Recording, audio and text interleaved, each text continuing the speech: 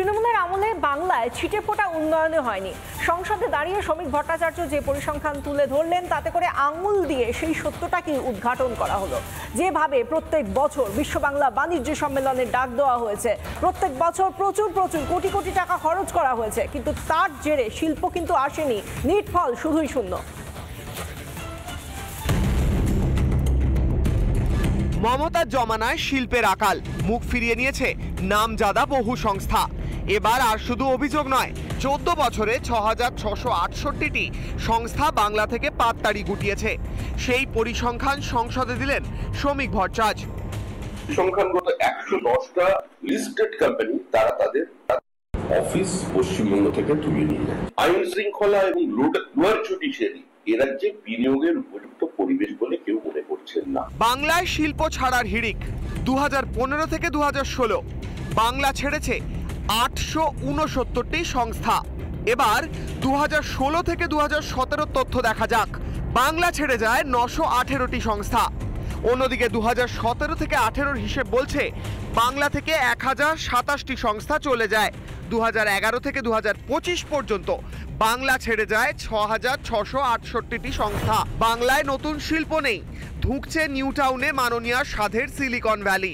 এই সমস্ত জায়গা এই মুহূর্তে শিল্পের হাবের জন্য ছেড়ে রেখেছেন মুখ্যমন্ত্রী মমতা বন্দ্যোপাধ্যায়। কিন্তু এই যে ছবিটা, এই যে যেখানে ময়লা পড়ে রয়েছে, এই ছবি দেখার পর প্রশ্ন এটাই, আদেও কি কোনো শিল্পপতি আসবেন এ রাজ্যে বিনিয়োগ করার জন্য? শিল্পের নামে খালি ভাঁওতাবাজি হয়েছে সিলিকন ভ্যালিতে। ভাবলে তাহলে আমরা এখানে এসে কি কাজ করতাম, এইগুলোর মিস্ত্রি হেল্পারিং এসব কি করতাম, আমাদের কথা যদি ভাবতো। ভাঁওতাবাজি কিছু নয়। এখনই এই দেখুন, এই কাজ করছি, পয়সা পাচ্ছি না, মেশিন পাঠাচ্ছি, আমাদের আটকে রেখে দিয়েছি, বাড়ি যেতে পারছি। শুধু সিলিকন ভ্যালি নয়, যে সিঙ্গুর আন্দোলনকে হাতিয়ার করে ক্ষমতা এসেছিলেন মমতা ব্যানার্জি, তার অবস্থাও একই রকম। জিনিস দেখাচ্ছি, এই একের পর এক কিন্তু সিঙ্গুরে ব্যবহৃত যে জিনিস সেগুলো কিন্তু পড়ে রয়েছে, পড়ে ভেঙে যাচ্ছে। স্থানীয় বাসিন্দারা কিন্তু চাইছে সিঙ্গুরের শিল্প হলে তাদেরকে অনেকটাই লাভবান হতেন। কর্মসংস্থান নেই, শিল্পের বদলে হতাশা গ্রাস করেছে সিঙ্গুরকে। এখন তো নেই, কিন্তু আমরা এখানে কাজ করতাম, এখন শিল্পে এখন বন্ধ হয়ে পড়ে আছে, এখন আমরা বেকার হয়ে গেছি। এখন এত কিছুর পরেও মমতার মিথ্যাচারের শেষ নেই। 21-এর মঞ্চ থেকে শিল্প কর্মসংস্থান নিয়ে পরপর মিথ্যে বলছেন মাননীয়া। পরিযায়ী শ্রমিকদেরও বলবো, ফিরে আসুন, বাংলায় কাজের অভাব নেই। বাংলায় 6টা ইকোনমিক করিডোর হচ্ছে, দেউচা পাতমি হচ্ছে, গ্যাস সেলের ফ্যাক্টরি হচ্ছে, ওএনজিসি হচ্ছে, বাংলায় অনেক কিছু হচ্ছে।